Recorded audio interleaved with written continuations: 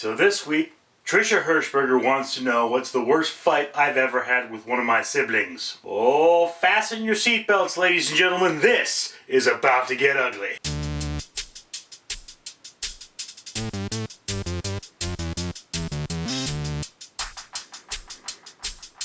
Now, to give you just a little bit of background into my family here, I have to tell you this much. Once when I was 13 years old, my brother, who at the time had to be 17, picked me up and threw me across the room. That's the kind of ugly fights with my family get to. Yeah.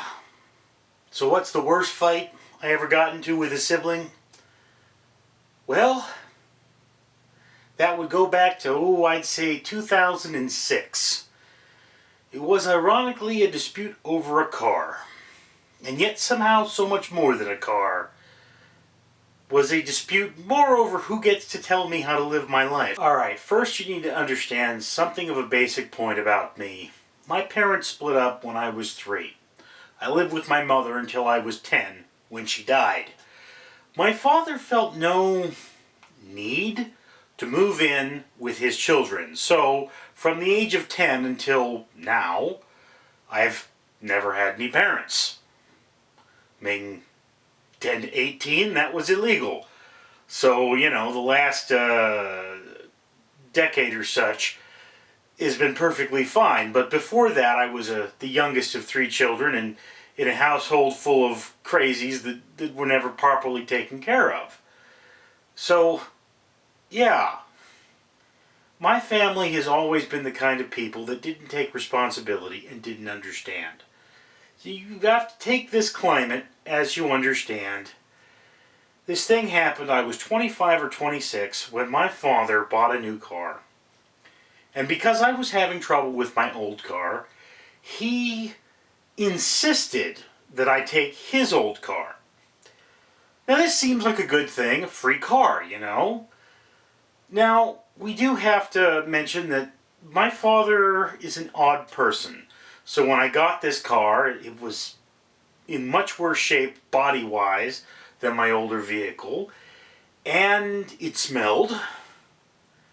And inside that car there was probably enough controlled substances to fund my college education. I mean, not that I could identify anything because it was all stuck to the seats, but so, car. Now, here's the thing. I didn't want this car because I knew that if I took it, everyone would be like, we gave you a car, now you owe us something. My take on the subject was thus. My father gave my brother 4 years of college paid. My father gave my sister $450 per month for 4 years of college.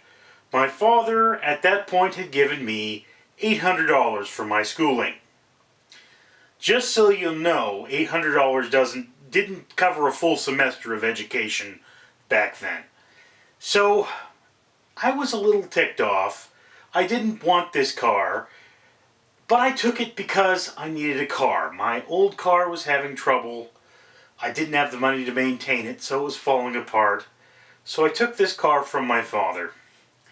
And we had an agreement. That agreement was that he not be concerned with my older vehicle. Well, as soon as I got that car that my father had given me, the white car, home, my sister started telling me that I had gotten a car and I therefore owed people something. And I didn't see it that way. And immediately after accepting this vehicle, my father started giving me crap about owning 2 vehicles, even though I didn't own his car. Kept insisting it was mine, I insisted I was just borrowing it. So, this thing happened. His car was not in good repair, other than being ugly, smelly, and full of controlled substances. The tires were bald. And it was in terrible working order. The guy would never take things to the mechanic. So, you know, they're harassing me and harassing me and harassing me about this car, and then the front tires go out. Tell me I need to be so grateful for this car that's falling apart, and the front tires go out. $150 at the time to get it fixed. And, you know, I'm sitting there screaming at these people, leave me alone. I'm not going to listen to you. So then the back tires start going out. And because I've been fighting with my family this whole time, I'm like, I'm not going to pay for it. And everyone's like, you know, you could die. I said, yeah, I don't care. I would rather die than have you guys heckle me every day for the rest of my life. I can't give you what you want, because when I did give you what you want, i.e. me taking this car, all that meant is you heckled me even more.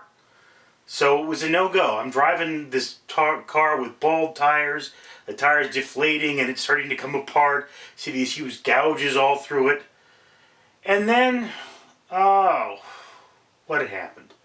Trying to remember precisely. There was a problem with my old car, and I was trying to fix it myself because I didn't have the money. And I remember I had it jacked up in the front driveway there, and I was replacing it with a speed sensor. There are 2 speed sensors on that vehicle, and I was replacing one of them. And I replaced that speed sensor, and I was sitting there working on it, and I was test driving it, and there was still a problem. And, you know, I got into it with my sister, who was living with me at the time. She's sitting there screaming at me that I need to put the money into the newer car, and that I'm letting nails roll into the driveway. And I literally screamed, leave me alone. And she just wouldn't do it. So, I mean, when she gave me issues about that, she grabbed 3 nails, claimed I had let them roll into the driveway, and, you know, screamed at me and walked by. And I said, hey, and started following her, as I felt that conversation wasn't over. At which point her boyfriend grabs me and starts screaming, don't you touch her. At which point I tell him to get out of my house and call the police. My family didn't see thing. Well, the police saw things my way because they had to. Bottom line is, I was in my house, someone laid hand on me. Now, if that were to happen today, I would have said, officer, this man is under a private person's arrest for assault. What he did would be considered assault and battery. He put his hands on me. That's the law, state of California. However, timeout wasn't so bold.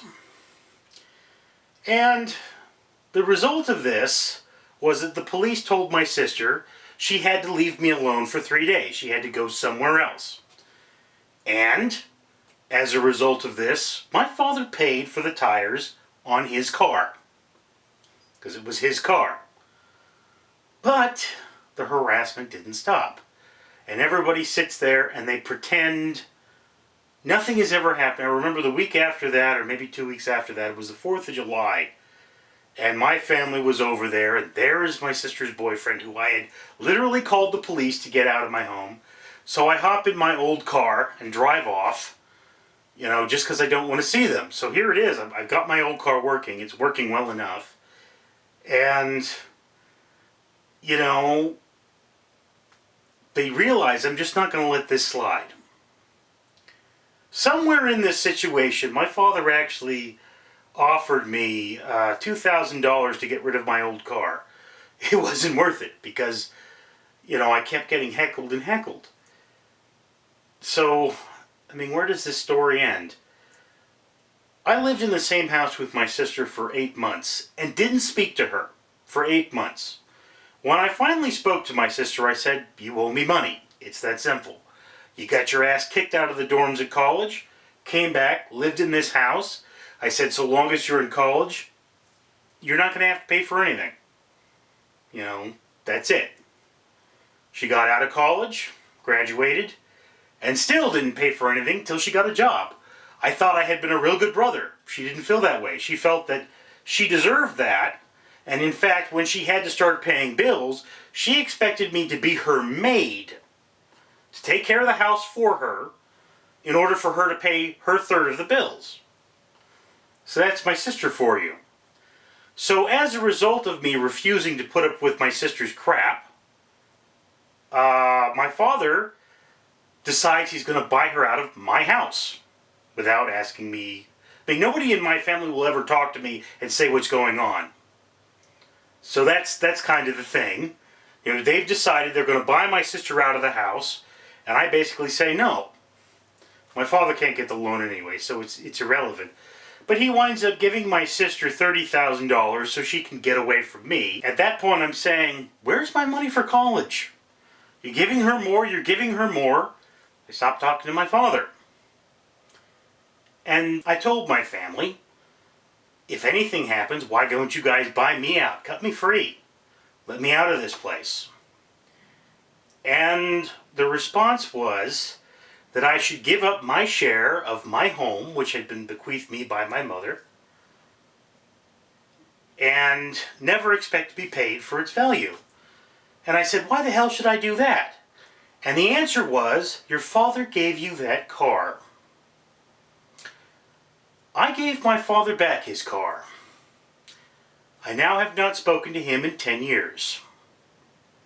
That was the worst fight I ever had with my sister. Of course, I also had it with my father and everyone else, but, okay.